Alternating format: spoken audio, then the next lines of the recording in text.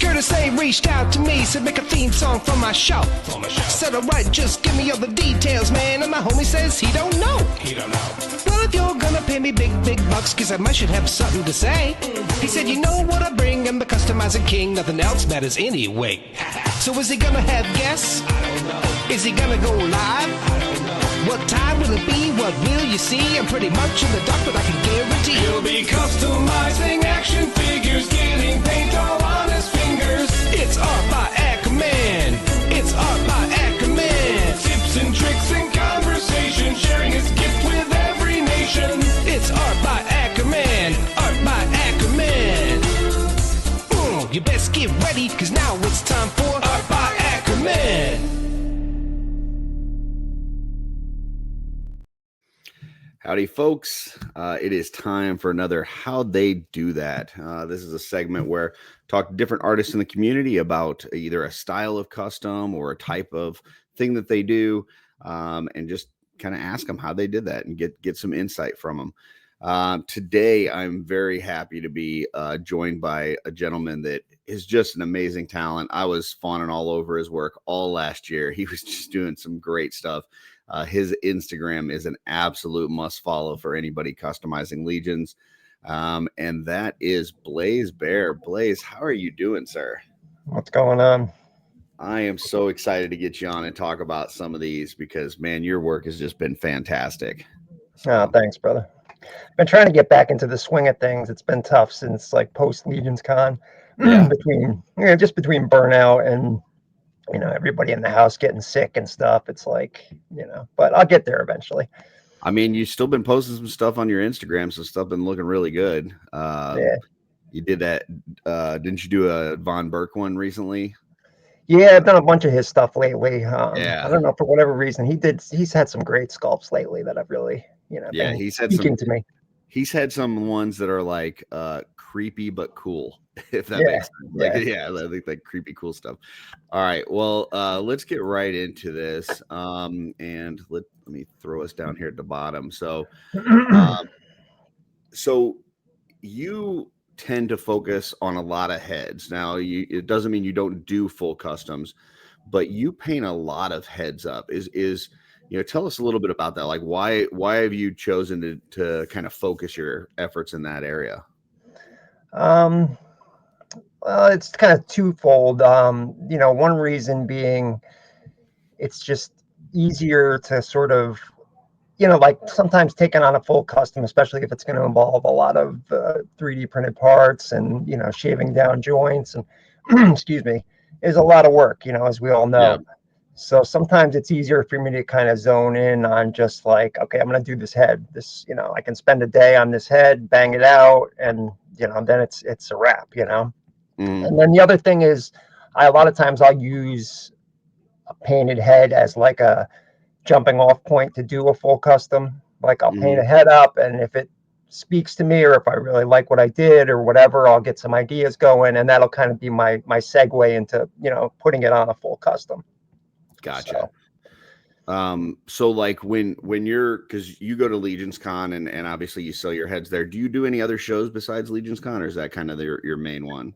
No, that's really it. I mean, I'll probably hit a couple other shows, but nothing else that I'll be selling at. Gotcha. I do from time to time, I'll do like a sale on, in the Cabal or maybe, on Instagram or whatever. But other than that, really, Legions Con is like, all I have time to focus on. Gotcha. So when you do sell a head, do you have like in your mind, do you have like a body, like a Mythic Legion or Cosmic Legion body that you're like, hey, this would go really well on? Do you recommend that to people, or is just kind of like they pick it up, they do whatever they want with it? Like, does your job stop at painting the head itself, or are you thinking forward to where, like, if they ask you questions like, hey, what would I do with this? Like, do you have something in mind? Usually, yeah. There are times when I'll just paint something just for the joy of painting it and paint it in every, whatever crazy fashion my mind comes up with. But a lot of times I'll kind of try to envision something that's, Gotcha. more readily available that someone can, just pop it onto. Gotcha. So I've got a couple here that have like fur on them. So a couple different that you've painted this way, and just some. I mean, your work is just so crisp. Like the highlights, the depth, the eyes. Like I mean, these eyes are just like that one on the right. You know, just kind of the because the way that sculpt is, you got that one big eye, and then the one that's not quite as big, and then the way that Yeah. you put the irises and stuff. Like it's just there's a whole lot of personality there. So tell me a little bit about like painting these kind of things with fur and stuff.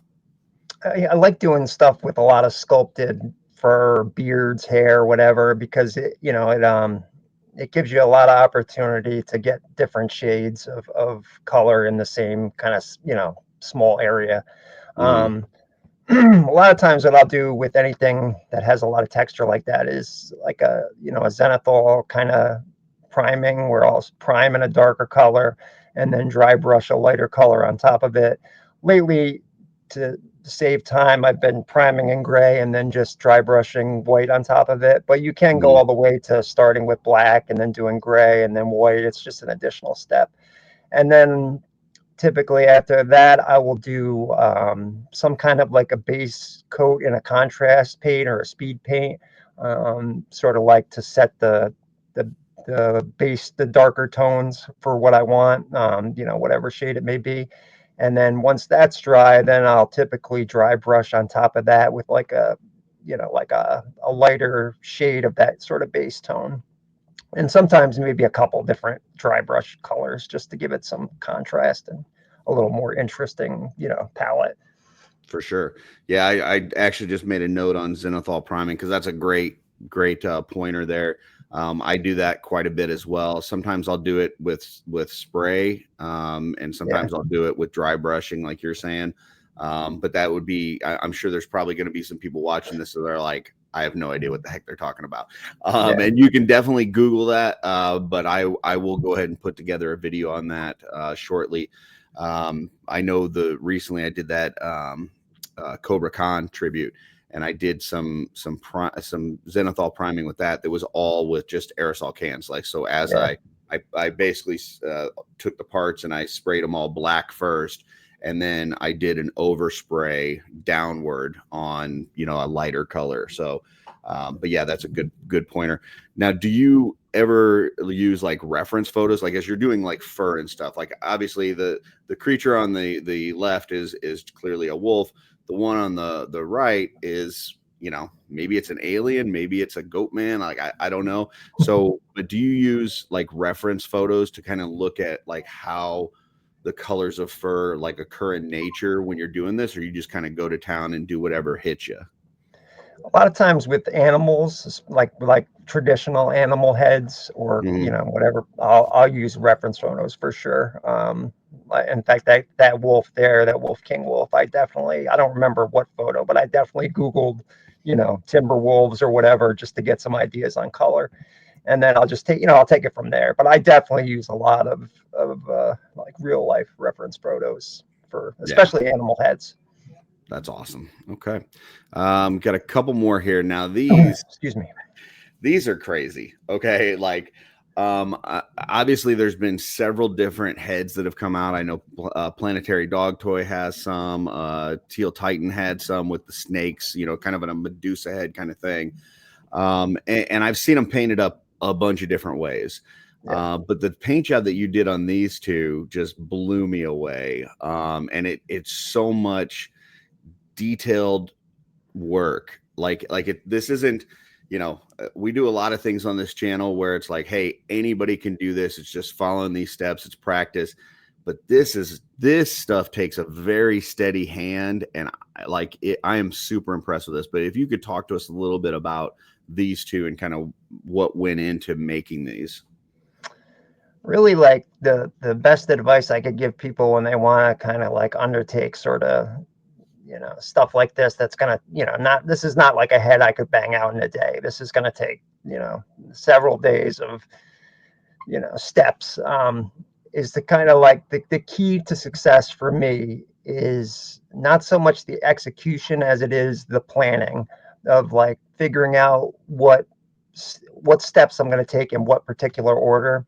So like you know, for like that Medusa head, say on the left, like I would, you know, prime it, and then I would do the whole face in the whatever base tones or, you know, off white color I was working with, and then I Mm. would start, you know, like filling in the details from there, like the eyes and then all that makeup and stuff, and I would get that completely done, and then I would start working on the snakes, you know, and then after the snakes are colored and the under bits are done, you know, I would do all the snake eyes and mouths and all that stuff, and same thing for the one on the right.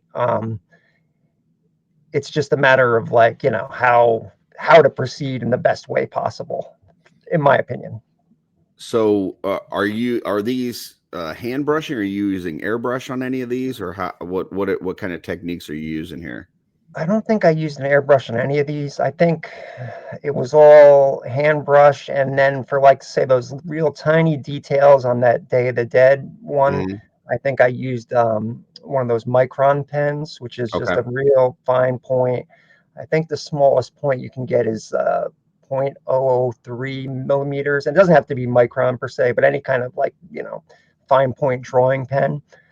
Excuse me. And then I Yeah, would just do all, go I ahead. recently just did a eye tutorial, and I kind of talked about the micron pens and showed it. So people Okay. should be aware of that if they've seen that video. But yeah, that's interesting that you use that. Okay.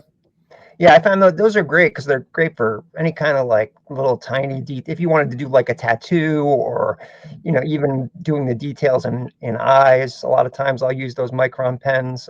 They're just a real handy, you know, another tool in the arsenal. And then, excuse me.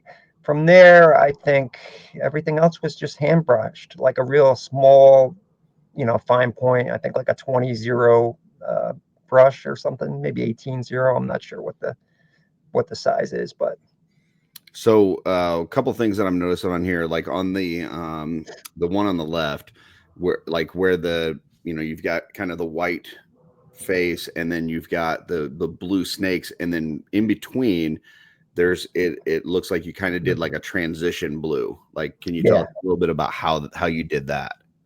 Yeah, sure. I just did what I did was there was originally a hard line in there between the white and the blue, Hmm. and then what I would do is kind of like reverse.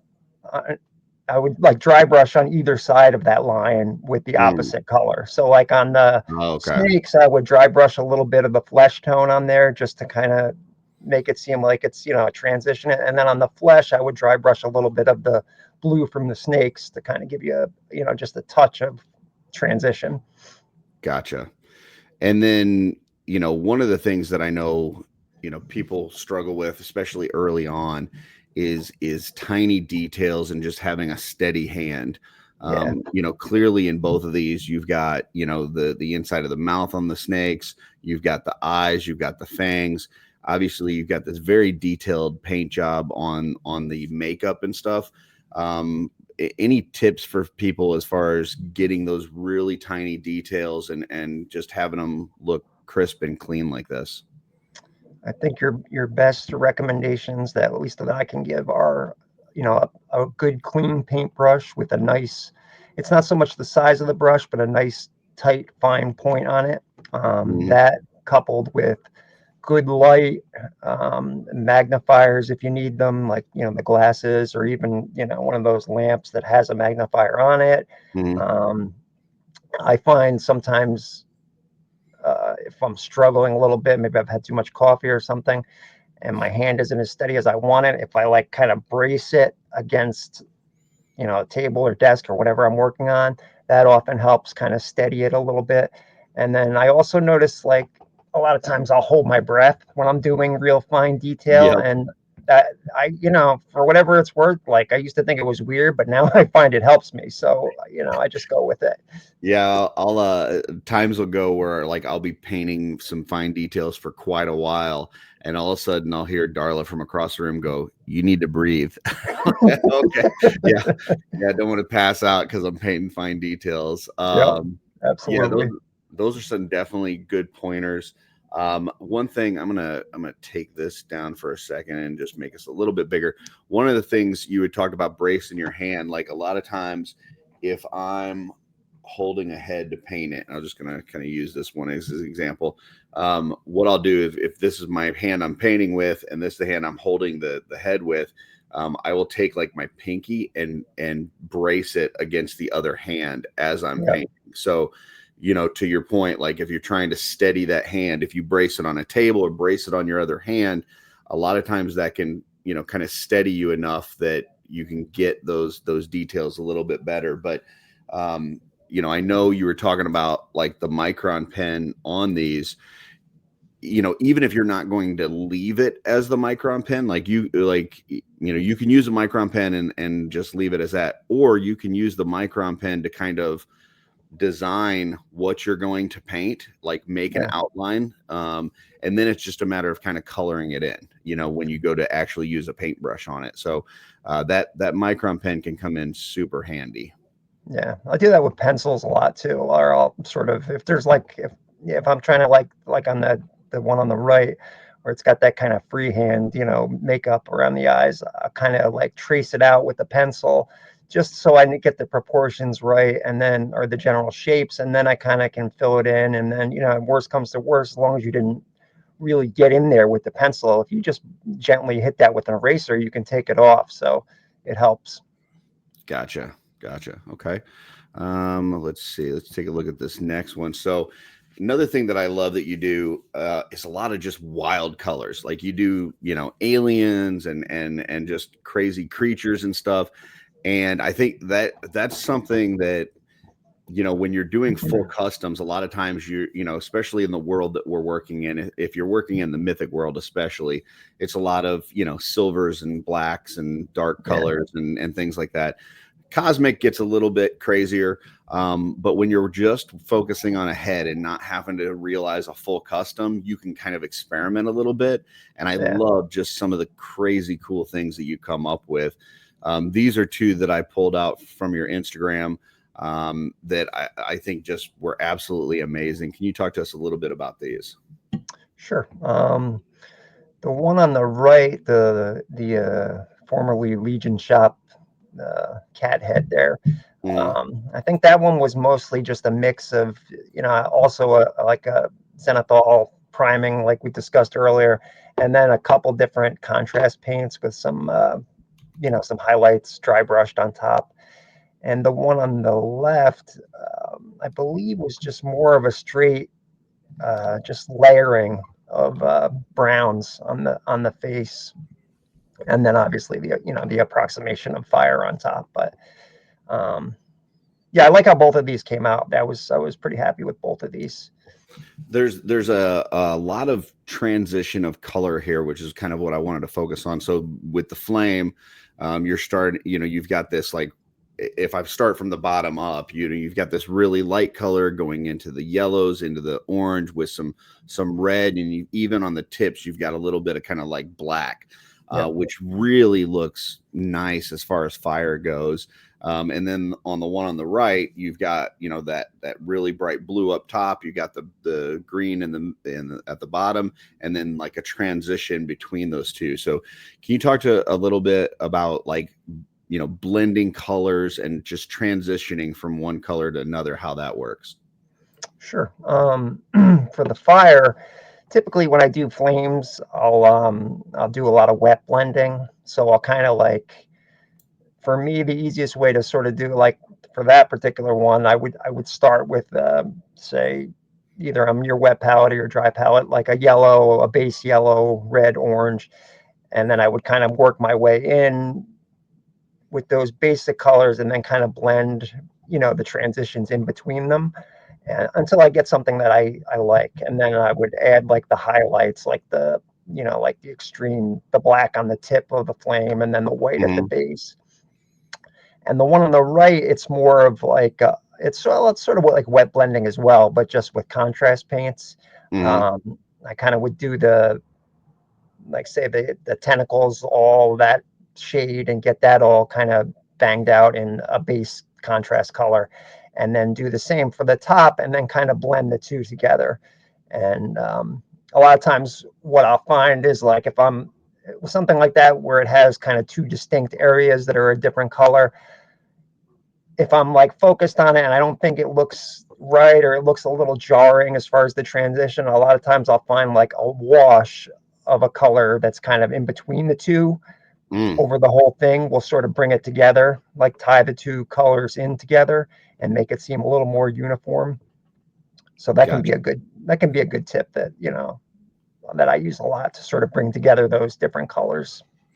And then so like on the one on the right, the what about like the eyes and stuff? Are you doing that after you're blending all these colors and everything, or are you doing the eyes first and then like what order are you doing this stuff? I typically do the eyes last on almost, Okay. I'd say like Me 90, too. Yep. yeah, 95% of stuff I do, especially if there's eye detail. If it's just like a one color pupil or one color eye with like a wash maybe around it, I might do that earlier. But especially if it's got eye detail, like, where you're doing irises and you need to really nail that. And if you screw it up, it's like, oh God. So Gotcha. I'll save that for the end typically. And then I've only well, no, I'm sorry, I got these two because I've kind of like pairing these up. So you got the fur ones, you got the transition color ones. These are just like, I don't know, crazy. These, we were talking a little bit about Burke earlier. Yeah. And here's a couple of his. You've got Yeah. this These are one that's killer. kind of like a combination, Darth Vader, Darth Maul, and then you've got this other thing that's like half robot with like skin plastered on it. Like I don't know, they're crazy. But you get these things, and obviously there's no like there's not a direction on where to go. You kind of get to decide what you're gonna do. But tell us a little bit about like when you get crazy sculpts like this, like what goes through your head. I like about Brian's stuff is like it lends itself to kind of just doing whatever comes into your mind. Like you don't really, Mhm.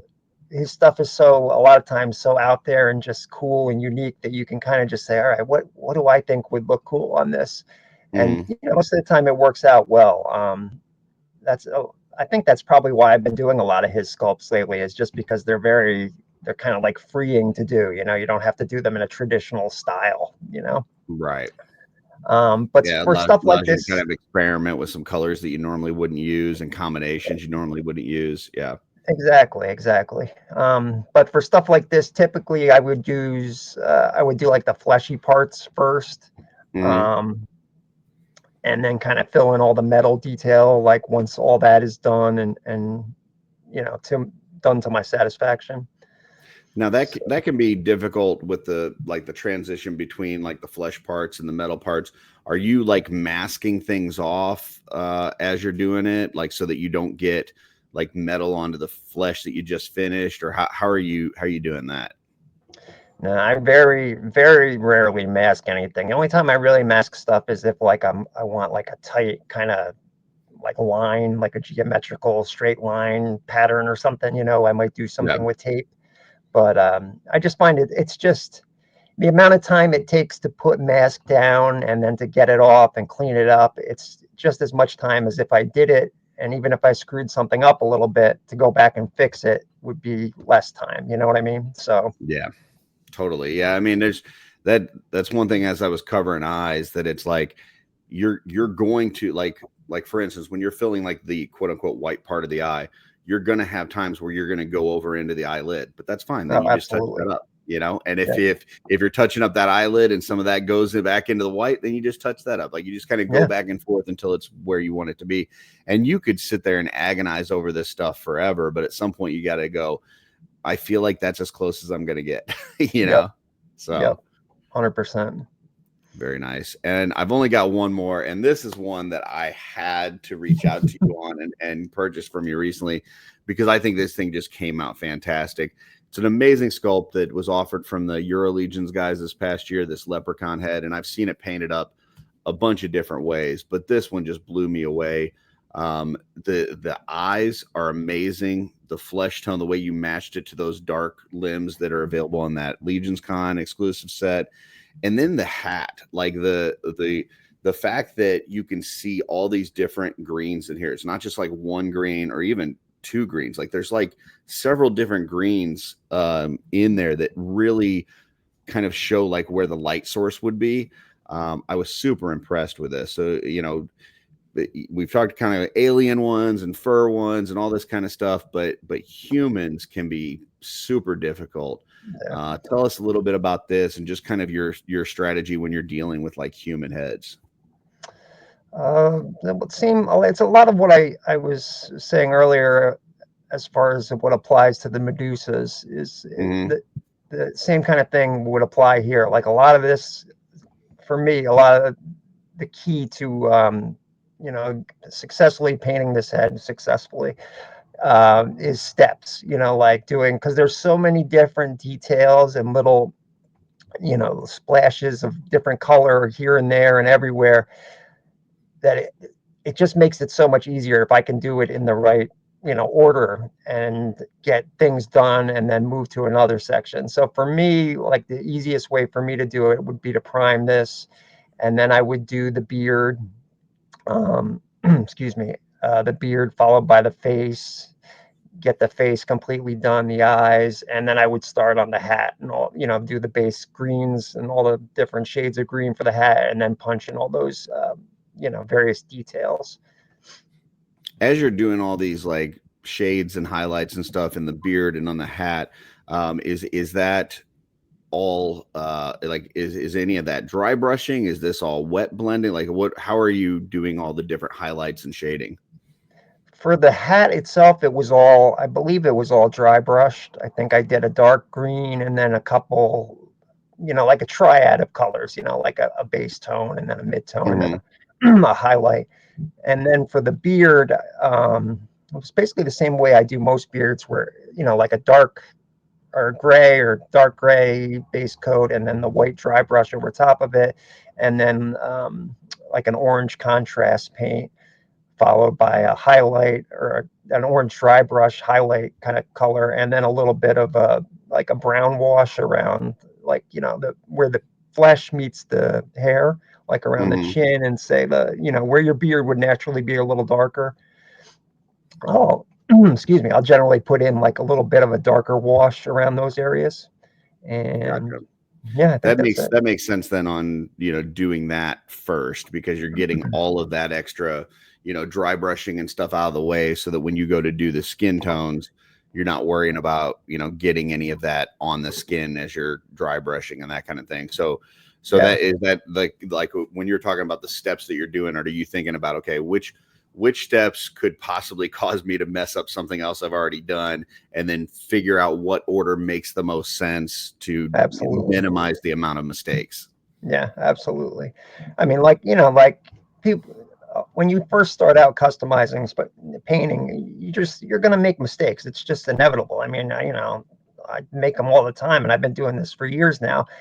But I think for me, a lot of what's made customizing and painting enjoyable is like sort of figuring out how to minimize that, so you're not spending as much time going back and saying, oh, look, I screwed up this whole area here, I got to go back and fix this, or I got to go back and touch this whole area up. A lot of times I'll also I'll do, when I get an area done, like a big area, like say I finished the beard and I got that completely done to my satisfaction on this, I might hit that with a quick blast of a clear coat, a matte spray or a flat spray, just to sort of protect that. So when I get moving into the next area, like if I have to put my hand on that and I'm holding it, I'm not worried about like rubbing off, basically good painted area that I liked. Gotcha. So, okay. So doing some sealing as you go. yeah. I mean, it's more costly because you're going to go through a lot more of that spray sealer, which can be, kind of pricey if depending on what you're using. But I find it's better overall because you spend a lot less time going back and fixing things that you inadvertently kind of rubbed off the paint or whatever. Well, I know I'd get questions in the comment if I didn't ask you this, but what sealer are you using typically? I like either Tamiya or Tamiya, however you say it, TS80, which is their flat, just flat. That's usually on my go-to, but I also like the Mr. Super matte spray. Yeah. That's nice because it's got just a touch of sheen to it, and it looks good over metallics and stuff. So depending on what I'm doing, I'll use one of the two of those typically, but the flat, the Tamiya is my go-to for sure. Yeah, I need to get a can of that Tamiya. I typically use the Mr. Super Clear, but I also use a lot of So Flat paints, and So Flat Yeah, paints are like super matte. So yeah. when you use that super matte paint and then you hit it with the Mr. Super Clear, it brings it up to kind of the same, I guess, finish that you would have from a Mythic Legion. But if you're using Mhm. other paints, it can, like you said, leave a little bit of a sheen, a little bit of kind of a glossiness to it. So I think in those instances where I'm not using So Flat, I'm using Citadel or something else. Yeah. It would be nice to have a can of that on hand. So I might have to get a can of that and just try it out. So I beautiful. find it's a little more durable than the Mr. Super too. The Mr. Super, I find, it's got a really nice finish and it looks great, but it's not real. If you're going to do a lot of handling, for Mm-hmm. whatever you got to do, it's it can break down a little quicker. So for Interesting. whatever it's Okay. worth. Yeah. Yeah, I'll have to get a can of that and test it out. I appreciate that. Well, that's it. These are pretty quick. Cool. I appreciate you taking the time to talk to me. Your work is absolutely phenomenal. Folks, I've got the ticker there at the bottom at bear.blaze on Instagram. You can also see his work in the cabals, whether it's Mythic Legions Cabal, Cosmic Cabal. Keep killing it, man, because you're just doing a great job. Love your work. And folks, if you want a piece of his, definitely be at Legions Con. Yeah, because that's where the main show is. So Yeah. cool. Thanks, man. Any Appreciate other it. last words of advice for the folks? No, I think that covers it for me. All right. I'm going to throw you backstage, close out the show. If you got to run, no problem. If not, I'll be with you in just a minute. All right, cool. All right. Thanks, man. All right. Got another how they do that in the books. Hope you guys picked up some good tips and tricks from that. If there's anything that you picked up from this that you then put into practice, make sure to tag me, tag Blaise, so that we can see that, that what we did was helping. If you have questions or comments, throw it in the comment section. If it's something I can answer, I definitely will. If I can't and I need to get Blaise's help, I'll do that. But yeah, thanks for tuning in again. And until next time, folks, keep creating.